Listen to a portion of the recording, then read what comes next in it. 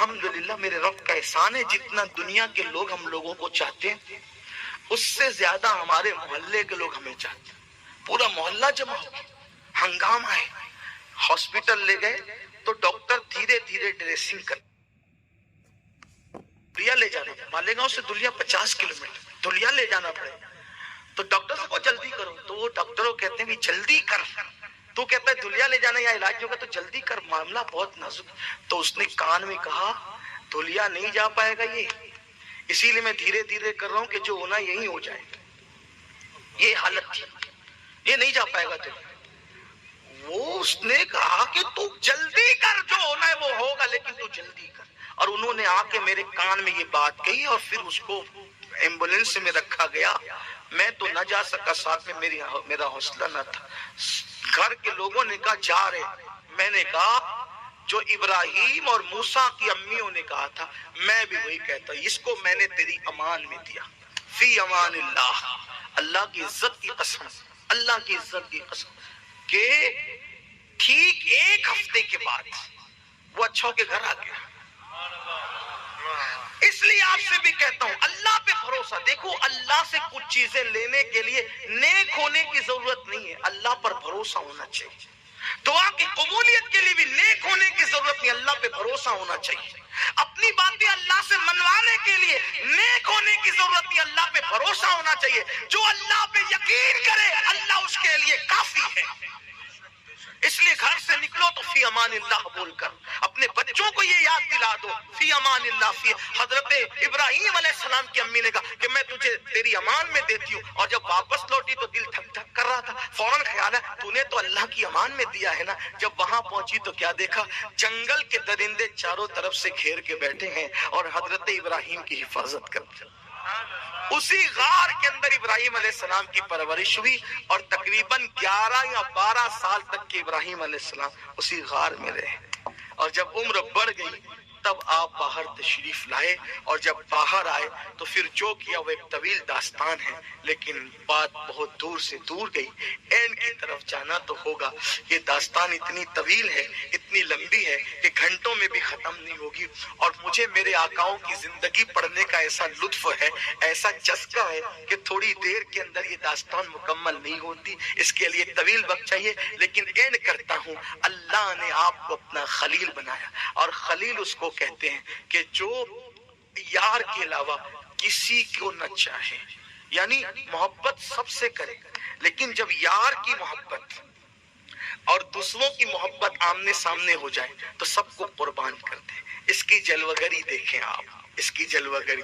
خلیل تھے نا، خلیل، اللہ نے کہا پہلا امتحان پیدائش گار میں، دوسرا امتحان اللہ کی محبت میں آگ میں ڈالے جائے۔ نمرود سے مناظرہ کیا تھا نا آپ نے، نمرود سے کہا تھا میرا اللہ وہ ہے جو مارتا بھی اور جلاتا بھی ہے، تو اس الو نے کہا کہ یہ کام تو میں بھی کر سکتا، مارا جلا تو میں بھی سکتا۔ کیسے جلا سکتے ہیں؟ ایک آدمی جا رہا تھا، اس کو پکڑ کے مروا ڈالا، دیکھو کہا میں نے مار دیا، اور ایک کو پھانسی کی سزا تھی، اس کو چھڑا کر کے کہا گھر جا، تو کہا دیکھو میں نے زندگی دے دی۔ ابراہیم علیہ السلام نے کہا یہ سمجھتا ہی نہیں ہے موت اور زندگی کے فلسفے کو، تو آپ نے اس سے ایک بات کہی سمجھانے کے لیے، فرمایا میرا اللہ مشرق سے سورج نکالتا ہے، اگر تو خدا ہے تو مغرب سے نکال کے بتا۔ قرآن کہتا ہے حالت خراب ہو گئی، فَبُہِتَ الَّذِي كَفَرَ، ہاں پھر وہ خدا بننے والا ہیبت زدہ ہو کر کے رہ گیا، کیونکہ دلیل تھی نا ابراہیم علیہ السلام کی۔ ہاں تو پھر اس کے بعد کیا کہا، حضرت ابراہیم علیہ السلام سے کہا کہ ہم تجھے، اچھا وہ دور قحط سالی کا دور تھا، جب مناظرہ ہوا تو قحط سالی کا دور تھا، سب کو نمرود گیہوں چاول تقسیم کرتا تھا، اناج تقسیم کرتا تھا۔ ابراہیم علیہ السلام نے مناظرہ کیا تو کہا میں تم کو اناج نہیں دوں گا، اب جاؤ بھوکے مرو۔ اب یہ نکلے گھر سے، مناظرہ کیا، گھر والوں کو کہہ کے نکلے کہ میں کچھ نہ کچھ اناج لے آؤں، نمرود کے پاس کچھ نہ کچھ وہ سب کو دے رہا ہے تو میں مجھے بھی دے گا، مناظرہ ہار گیا تو نہیں دیا۔ ابراہیم علیہ السلام نے سوچا کیا کرنا، تو 2 بوریاں لی، اس میں مٹی بھر دی، اور مٹی بھر کے لے کر گئے، اور حضرت سارا گھر میں تھی، لے جا کر کے رکھ دیا، چپکے سے رکھ دیا، کچھ کہانی، اور جا کے لیٹ گئے۔ حضرت سارا آئی، کہا کہ اناج لائے تو اطلاع تک نہیں دی، جا کے سو گئے، تھکن تھی۔ حضرت سارہ بڑی پیاری زوجہ ہیں حضرت ابراہیم خلیل اللہ علیہ السلام، بڑی وفادار، فرما بردار، اللہ اکبر، لیکن کبھی کبھی تھوڑا سا منہ میں باتیں کر لیتی تھی۔ تو ایک دن شکایت کی، اللہ سارہ مجھ سے منہ چلاتی ہے۔ اللہ نے فرمایا ابراہیم میں نے تجھے خلیل اسی لیے تو بنایا نا کہ تو بیوی کی باتوں پہ صبر کر لیتا ہے، کر دے گے تو کیا انداز ہے، اللہ اکبر۔ تو بہرحال تو کہا کہ مجھے اطلاع تک نہیں دی، بوری کھولی تو اس میں گیہوں تھے، جلدی سے پیسا، روٹی بنائی، روٹی کی خوشبو سنی، اٹھ کے بیٹھ گئے۔ فرمایا یہ روٹی کہاں سے لائی روٹی؟ کہا وہ جو آپ اناج لائے تھے نا وہ بوریوں میں، اسی سے تو روٹی بنائی۔ تو ابراہیم علیہ السلام سمجھ گئے ہم نے تو مٹی بھری تھی، میرے اللہ نے مجھے رزق عطا فرمایا۔ پتا چلا اگر حکومتیں دہشت گردی پر اتر آئے اور روزی نہ دے تو رزاق وہ نہیں، رزاق اللہ ہے، کوئی توکل تو کر کے دیکھے۔ بہرحال پھر حضرت ابراہیم علیہ السلام کی یہ شان تھی، پھر پلان تیار ہوا، یہ ایسے نہیں رکے گا، اس کو آگ میں ڈالو۔ اور آگ میں ڈالنے کے لیے اتنی بڑی انگار تیار کی جس کا طول و عرض تقریباً 12 میل بتایا جاتا ہے۔ ایک وجود کو ڈالنے کے لیے اتنا لمبا چوڑا انتظام، مختلف اقوال میں آپ کے سامنے پیش کیا۔ اور اس کے بعد پورے عراق میں ہنگامہ، ابراہیم کو جلائیں گے، ابراہیم کو جلائیں گے، ابراہیم کو جلائیں گے، ابراہیم کو جلائیں گے۔ عورتیں ایسی اس معاملے میں جذباتی تھی کہ کوئی بیمار پڑتا تھا تو منتیں مانگتی تھی کہ میرا بیٹا اچھا ہو جائے گا تو ابراہیم کو جلانے کے لیے جو علاوہ تیار ہو رہا ہے اس پہ لکڑی لے جا کر کے ڈالوں گی، کیونکہ ابراہیم ہمارے خداؤں کو برا کہتا ہے، ہمارے خداؤں کو برا کہتا ہے، ہمارے خداؤں کو برا کہتا ہے۔ عورتیں چرکا کاٹتی ہے دن بھر، شام کو جو مزدوری ملتی ہے لے جا کے لکڑیاں ڈالتی ہے، لوگ منتیں مانگتے ہیں، حکومت لکڑیاں بھر رہی ہے۔ ایک وجود کو جلانے کے لیے 12 میل اتنا تیار کیا، یعنی حق سے باطل کتنا لرزہ براندام ہوتا ہے، اللہ اکبر۔ اور پھر تیار کی اور آگ لگائی تو وہ آگ ایسی جلی کہ لکھنے والوں نے لکھا ہے کہ پرندے اڑتے تھے ہواؤں میں تو جل کر زمین پہ گر جاتے تھے، وہ شرارے اس کے اڑتے تھے۔ آگ تو جلا لی لیکن اب اتنی اس کی حرارت ہوئی کہ آگ میں ڈالنے جائے کون؟ یہ ایک بڑا مسئلہ پیدا ہو گیا، کیونکہ جو ڈالنے جائے گا اتنی آسانی سے تو کوئی جا نہیں سکتا قریب میں، اتنی انگار ہے کہ پرندے اڑتے ہوئے جل کے زمین پہ گر رہے ہیں، تو کیا کریں؟ تو آپ غور کریں، یہ بھی تاریخ ہے، جب بھی باطل، توجہ کریں، باطل جب بھی کسی معاملے میں اٹکتا ہے تو شیطان وہاں ان کی رہنمائی کرتا ہے۔ شیطان انسان کی بڈھے کی شکل میں آیا، بڈھے انسان کی شکل میں شیطان آیا اور ان کے ساتھ بیٹھا، نمرود اور ان کے رفقا کے ساتھ۔ کیوں پریشان ہو بھائی؟ تو کہا کہ ابراہیم کے لیے آگ تو جلا لی لیکن ڈالیں گے کیسے اس میں؟ اس نے کہا آسان ہے، میں تمہیں ایک مشین بنانا سکھاتا ہوں، ایسی مشین بناؤ۔ یہ تاریخ ہے جنرل نالج والوں کے لیے کہ منجنیق، جس کو گوفن کہتے ہیں، یہ منجنیق بنانا انسان کو شیطان نے سکھایا، یعنی کچھ باتیں بھی شیطان سکھاتا ہے۔ تو منجنیق بنانا سکھائی۔ منجنیق سمجھتے ہیں نا؟ اگر آپ سرچ کریں گے تو آپ کو پتا چلے گا، وہ 2 پہیے اس کے ہوتے تھے اور ایک ایسا لمبا سا لمبوترا جو ہے لوہے کا ہوتا تھا اور اس کے اندر جو وہ ایک ربری رسا ہوتا تھا، اس کو ایسے کھینچتے اور کھینچ کر کے جب اس کو چھوڑتے تھے تو اس کے منہ پہ جو پتھر رکھا رہتا تھا وہ پتھر کو زور سے جا کر کے وہ لگتا تھا اور وہ پتھر کو لے جا کر کے اتنی دور پھینکتا تھا کہ بڑے بڑے قلعوں کی دیواریں اس سے ٹوٹ جاتی تھی۔ اکثر اس منجنیق کو لوگ جنگ کے موقع پہ استعمال کرتے تھے، لیکن پہلی بار وہ کب استعمال ہوا؟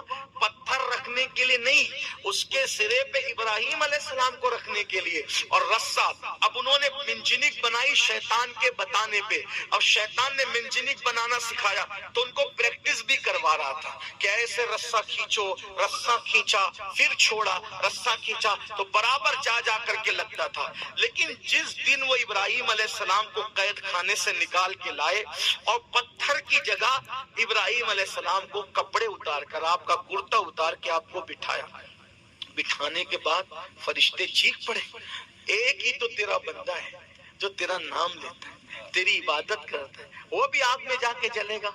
حالانکہ ابراہیم علیہ السلام روتے تھے، اللہ پوری روئے زمین پہ کوئی نماز نہیں پڑھتا، میں اکیلا نماز پڑھتا ہوں، تیری عبادت سب کیوں نہیں کرتے؟ تو اللہ ابراہیم علیہ السلام کی تسلی کے لیے آسمان کے فرشتے زمین پہ اتارتا تھا کہ جاؤ میرے ابراہیم کے ساتھ نماز پڑھ لیا کرو، تاکہ اس کو خوشی ہو کہ میرے علاوہ اور بھی لوگ نمازی ہیں، نماز پڑھتے ہیں۔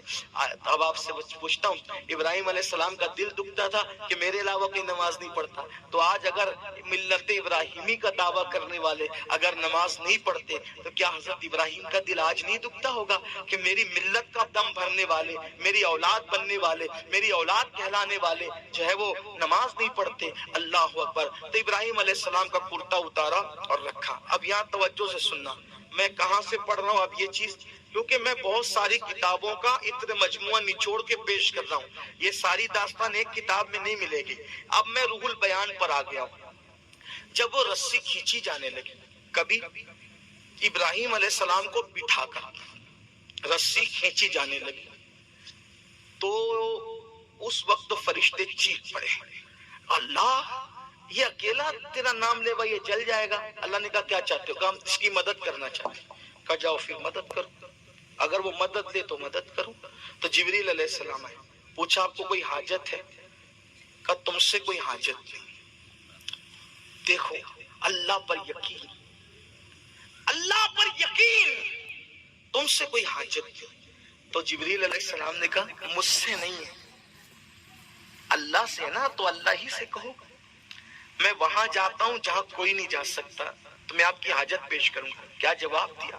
اسی کو عشق کہتے ہیں، اسی کو یقین کہتے ہیں، اسی کو توکل کہتے ہیں، اور قدرت یہی دیکھتی ہے، اور اللہ کی مدد ہمیشہ وہاں آتی ہے جب ساری امداد ختم ہو جاتی ہے۔ جب ابراہیم خلیل اللہ کو جبریل علیہ السلام نے کہا مجھ سے نہ کہتے تو اللہ سے کہیں، وہی مدد کرے گا، وہاں جاتا ہوں جہاں کوئی نہیں جاتا، تو کیا کہا پتہ ہے؟ کہنے کی حاجت نہیں ہے، جو مدد کرنے والا ہے اس پر سب آیا ہے، وہ دیکھ رہا ہے، وہ دیکھ رہا ہے۔ فرشتے آئے، اب انہوں نے کچھ نہیں کہا جبریل کو تو منع کر دیا، ہمیں منع کریں گے، تو انہوں نے کیا کیا؟ نمرود کے لوگ آدمی ادھر رسہ کھینچ رہے، ادھر فرشتے ادھر سے کھینچ رہے، تو کل تک کے رسہ آسانی سے کھینچتا تھا، جاتا تھا، آتا تھا، آتا تھا، جاتا تھا، لیکن آج ابراہیم علیہ السلام کو بٹھا کے رسہ کھینچا، رسہ کھینچاتا ہی نہیں۔ رسہ کیا کر ایک ابراہیم کو بٹھا کے کیا ہو گیا کہ رسہ کھینچاتا ہی نہیں۔ اتنے میں پھر شیطان آیا، اور شیطان نے آ کر کے کہا رسہ ایسے نہیں کھینچائے گا، کچھ عورتوں کو بلاؤ۔ یہ روح البیان سے ماں بہنوں کی خاص توجہ، کچھ عورتوں کو بلاؤ۔ عورتوں کو بلایا، ان سے کہو اپنے دوپٹے اتار دو۔ جیسے انہوں نے اپنے دوپٹے اتارے، فوراً رسہ کھینچ گیا، فوراً رسہ کھینچ گیا، ان کا کام ہو گیا۔ علامہ اسماعیل حقی رحمت اللہ علیہ اس پہ تفسیرہ کرتے ہوئے فرماتے ہیں، ہمارے بزرگوں نے تفسیرہ کیا، عورتیں آئی اور دوپٹہ انہوں نے سر سے ہٹایا، تو رسہ کیوں کھینچ گیا؟ پہلے کیوں نہیں کھینچ رہا تھا؟ تو اس وقت ہمارے بزرگ فرماتے ہیں کہ ادھر سے نمرودی کھینچ رہے تھے، ادھر سے فرشتے کھینچ رہے تھے، تو چونکہ فرشتوں کی طاقت کے سامنے ان کی طاقت کام نہیں کر رہی تھی، تو شیطان نے کیا کیا؟ عورتوں کو بلوایا اور دوپٹے ہٹوائے۔ تو جیسے ہی اپنے سر سے ان عورتوں نے دوپٹے ہٹائے، اس دوپٹے ہٹانے کی نحوست سے سارے وہاں سے رحمت کے فرشتے چلے گئے واپس، کیونکہ جہاں کھلے سر والی عورت ہوگی وہاں پر رحمت کے فرشتے کبھی نہیں ہوں گے۔ اور اس پر اشارت النص کے اعتبار سے اگر یہ واقعہ لکھنے میں اسماعیل حقی صحیح ہے، توجہ کرنا، کیونکہ بھئی قلم کسی کا بھی پھسل سکتا ہے آج کل، تو حالات لوگ ایسے ہی نا کہ لوگ تفسیریں کرتے ہیں یہ روایت ضعیف ہے اور ایسی ہے ویسی، اس لیے میں کہہ رہا ہوں، ورنہ اسماعیل حقی میرے لیے دلیل ہے، ہم اپنے بزرگوں کو دلیل مانتے ہیں، لیکن اعتراض کرنے والوں کے لیے کہہ رہا ہوں اگر اسماعیل حقی اس واقعے کو لکھنے میں سچے ہیں، حق و ثواب پر ہیں، تو توجہ کریں، ابراہیم جیسا پیغمبر موجود ہے، اور اگر عورت سر سے دوپٹہ ہٹا لے تو وہاں بھی رحمت کے فرشتے ٹک نہیں رہے ہیں، بلکہ وہاں سے غیرت کی وجہ سے چلے جا رہے ہیں۔ نبی تو وہاں اللہ اکبر دشمن کے نرغے میں امتحان دے رہا ہے، نبی کا رہنا وہاں تو امتحان کی تکمیل کے لیے ہے، لیکن فرشتے وہاں رکے نہیں، چلے گئے۔ اب آپ سے پوچھنا چاہتا ہوں، آپ کہتے ہیں ہمارے گھر میں برکت نہیں، ہماری بیٹی کو رشتے نہیں، ہمارے گھر میں مصیبتیں، ہمارے گھر میں بیماریاں۔ اللہ کے بندو، تمہاری بیٹیوں کے سر پہ دوپٹے کب ہے؟ تمہاری بیویوں کے سر پہ دوپٹے کب ہے؟ اللہ اکبر۔ رحمت کب ہوگی؟ جب رحمت کے فرشتوں کا نزول ہوگا۔ برکت کب ہوگی؟ جب رحمت کے فرشتوں کا نزول ہوگا۔ جس گھر میں رحمت کے فرشتے کبھی آئے ہی نہیں، اس گھر میں رحمت کا نزول کیسے ہوگا؟ پھر آپ تعویذ کتنے بھی بڑے پیر سے لے لو، جس گھر میں رحمت کے فرشتے نہ آئے اس گھر کے اندر رحمت نہیں آ سکتی۔ یاد رکھو، اللہ اکبر، یہ فلسفہ شیطان نے نمرودیوں کو بتایا۔ اگر رحمت کے فرشتوں کو ہٹانا ہے تو عورتوں کو ننگے سر کر کے لا کے کھڑا کر دو، رحمت کے فرشتے چلے جائیں گے۔ اسی لیے یہود اور اسلام دشمن طاقتوں نے ایسا کیا کہ ہماری بیٹیوں کو آدھی آستین کے کپڑے پہنا دیے، ان کے سروں سے دوپٹے ہٹوا دیے۔ اللہ اکبر، عورتوں کو ننگا کیا جا رہا ہے، عورتوں کو عوریاں کیا جا رہا ہے، عورتوں کو بے پردہ کیا جا رہا ہے، تاکہ رحمت کے فرشتوں سے تم محروم ہو جاؤ اور تم در در کے بھکاری بنو۔ اگر رحمتیں چاہتے ہو تو اپنے گھر کی خواتین سے کہو کہ وہ اپنے گھر میں رہیں، تب بھی کم سے کم سر کو ڈھانک کر کے رکھیں۔ بلکہ اس سے بڑی ایک بات علامہ اسماعیل حقی نے لکھی ہے کہ جب اللہ کے رسول علیہ السلام پہلی وحی کے بعد گھر میں آئے، توجہ کریں، یہ سورۃ الانبیاء کے باب میں انہوں نے لکھی ہے اسماعیل حقی علیہ السلام، جب حضور گھر میں تشریف لائے تو حضرت خدیجہ سے کہا، اما خدیجہ پاک سے، زملونی مجھے چادر اڑاؤ۔ تو کہا کیا ہوا؟ فرمایا میں ایک فرشتہ دیکھ رہا ہوں۔ فرشتہ؟ ہاں۔ اس نے کیا کہا؟ اقرا بسم ربک الذی، پوری داستان بتائی۔ تو آپ کا رکیے، ابھی وہ فرشتہ دکھتا ہے آپ کو؟ ہاں دکھ رہا ہے۔ ادھر آئے، ابھی دکھتا ہے؟ ہاں دکھتا ہے۔